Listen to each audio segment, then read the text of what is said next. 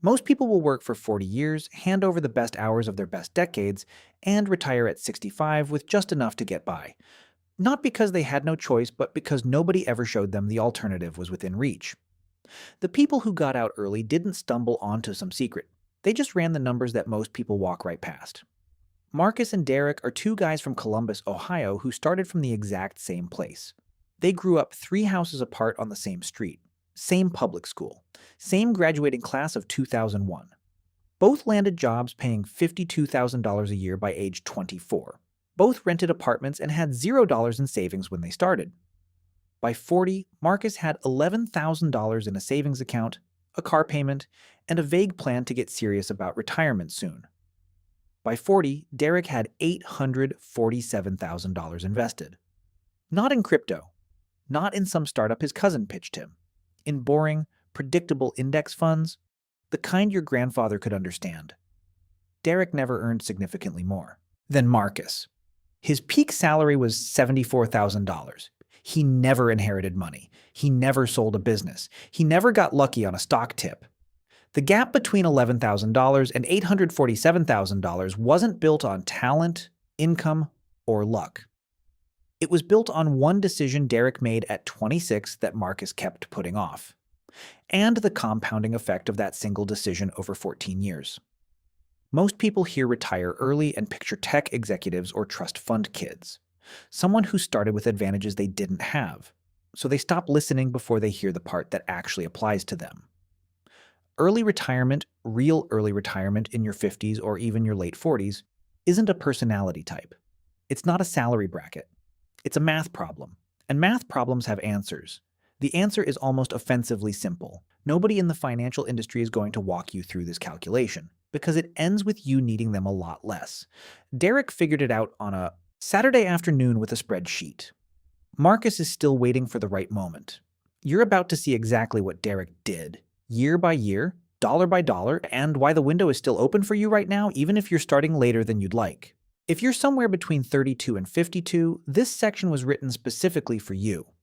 You probably feel one of two things. Either you haven't started and the guilt sits quietly in the back of your mind every time someone mentions retirement. Or you've started, but not seriously, a 401k you have funded, a savings account you haven't touched, and you're not sure if the gap is still closable. The fear underneath both is the same. It's too late. That early retirement is for people who started at 22 with a plan, not someone staring down their 40s wondering where the time went. That fear is doing a lot of work for the financial industry. The moment you believe it's too late, you stop calculating. You hand control to the people who've been waiting for you to give up. The math disagrees. A 38-year-old earning $68,000 who hits a 25% savings rate today can reach financial independence in 17 years. At 55. Not 65. 55. With completely average market returns and zero inheritance, zero side income, zero luck. Your timeline is still an asset. The only thing that changes when you start later is the urgency. And urgency, it turns out, is exactly what most people needed anyway. Here is the thing the financial industry has spent decades making sure you never clearly understand. Your savings rate matters more than your income. Not a little more, dramatically more. A person earning $120,000 and saving 5% reaches financial independence later than a person earning $65,000 and saving 30%. That's not motivation. That's arithmetic. And the implication is deeply inconvenient. Most people don't need more money to retire early. They need a different relationship with the money they already have. The industry profits from keeping this obscure. An investor who understands that a low-cost index fund and a high savings rate is 90% of the answer doesn't need much management. Nobody advertises that. Most people never discover that the most powerful lever in their retirement timeline isn't their salary or their stock picks. It's the percentage of their income they keep. Change that number, even by 5%, and you don't just save more, you shave years off your working life. The foundation of early retirement math is the 4% rule.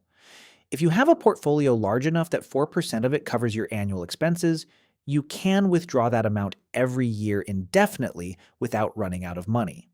So the question isn't how much do I need in some vague sense. It's precise.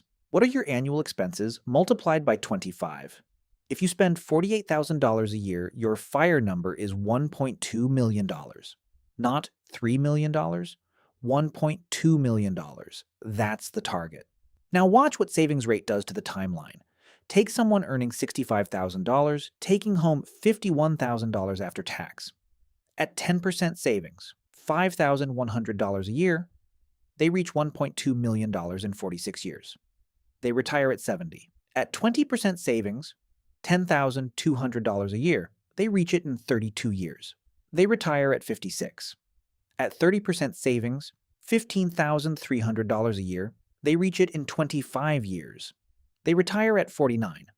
At 40% savings, $20,400 a year, they reach it in 20 years. They retire at 44. The income didn't change. The market didn't cooperate in some unusual way. One variable moved, and it cut 26 years off the timeline. The 7% return in these projections is deliberately conservative. The S&P 500 has averaged approximately 10% annually over the last century. At 10%, those timelines compress further still. One more number.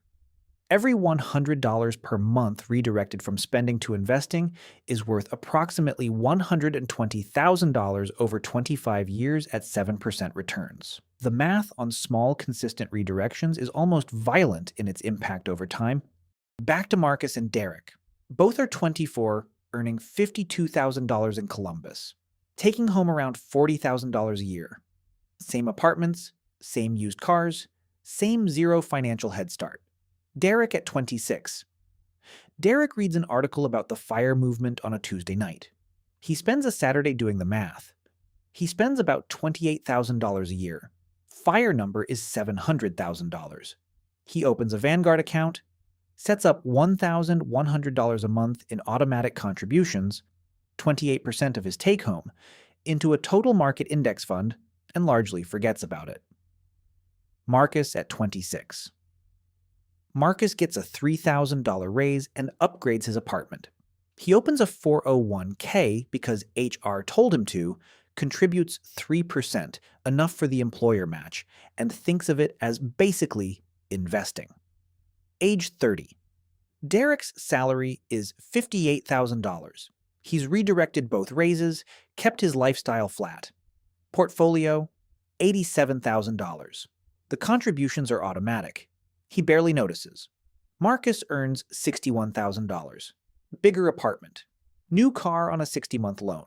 He has $4,200 in his 401k and $1,800 in savings. He'll get serious after the car is paid off. Age 35. Derek earns $67,000, contributing $1,400 a month. Portfolio, $231,000. His money is now earning more than $16,000 a year on its own. Marcus earns $64,000. The car is paid off. The $380 monthly payment dissolved into his lifestyle without a trace. He has $19,000 in his 401k. He starts reading about investing. He feels behind. He's right. Age 40. Derek's portfolio, $847,000. He's contributed approximately $218,000 over 14 years. The remaining $629,000 is pure compound growth. Money his money made. He's 3 years from never needing to work again unless he wants to. Marcus, $11,000 in savings, $41,000 in his 401k. Total, $52,000. To reach $1.1 million from here at 7%, he needs to invest $2,200 a month for 20 years. That's 52% of his take-home. It is, for most practical purposes, not going to happen. The divergence wasn't income. Derek's peak salary was $74,000, barely more than Marcus's $68,000. It was 14 years of one automated decision made before either of them knew where their life was going. That's the math. That's the whole story. Rule 1. Calculate your actual FIRE number before anything else. Vague is the enemy of action. Take your annual spending, multiply by 25, write it down, spend $52,000 a year, Your number is $1.3 million. Spend $38,000? It's $950,000. The target turns retirement from a mystery into a countdown. Rule 2. Optimize your savings rate, not your income. Moving from a 10% to a 25% savings rate on $60,000 does more for your retirement timeline than a $20,000 raise spent the usual way. Before your next salary negotiation, calculate what a 5% savings rate increase does to your fire date. The answer will reorder your priorities. Rule 3. Redirect every raise before you feel it. Lifestyle inflation isn't a character flaw. It's what happens when money appears with no instructions. Every raise, redirect at least 50% of the after-tax increase before you ever see it. A $4,000 raise redirected at 50% adds $166 a month to your investments, roughly $50,000 over 15 years at 7%. You don't miss money you never budgeted for. Rule 4. Stop waiting until you earn more to start. A 30-year-old investing $400 a month until 60 accumulates $490,000 at 7%. A 40-year-old doing the same accumulates $208,000. Same contribution, same returns. The 10-year delay cost $282,000. Starting with $200 today beats starting with $500 in 5 years. The math is not subtle about this. Rule 5. Make index funds your default and complexity your enemy. Vanguard's VTSAX charges 0.04% annually. The average actively managed fund charges 0.70%. On a $500,000 portfolio, that's $3,300 a year in unnecessary fees. Over 20 years, the compounding difference exceeds $100,000. Boring wins. Every time. Rule 6. Learn the Roth conversion ladder before you need it. Most people assume the 10% early withdrawal penalty on 401k funds before age 59.5 is unavoidable. It isn't. Convert traditional 401k funds to a Roth IRA each year in retirement, pay income tax but no penalty. And after a 5-year seasoning period, those funds are fully accessible penalty-free. Someone who retires at 50 can access retirement funds at 55 without a single dollar in penalties. The IRS built this door into the tax code. Most people retire at 65 without ever knowing it existed. Rule 7. Consider the part-time bridge. Retired doesn't have to mean never working again. Someone with $600,000 invested at 48 who earns $20,000 a year part-time only needs their portfolio to cover $28,000 of their $48,000 in expenses. The withdrawal rate drops to 1.3%. The portfolio grows. They work 2 days a week doing something they chose. That is freedom, and it's available before you hit your full FIRE number. Picture 2 versions of yourself at 58. The first is sitting across from an HR manager, pushing retirement back to 67 because the math still doesn't work. The knee you've been ignoring is harder to ignore. You're good at your job. You've always been good at your job. But the same commute, the same meetings, 9 more years of it, that thought settles somewhere in your chest and stays there. The second version is 3 years into something you stopped calling retirement because the word doesn't fit anymore. You consult occasionally because you like the work. You spent 6 weeks in Portugal last spring. You're present at things you used to miss. Your portfolio is worth more than the day you left because the market kept moving after you stopped needing it to. You're not rich by financial media standards. You're free by the standards that actually matter. Both of those people had the same information. The difference isn't talent, income, or luck.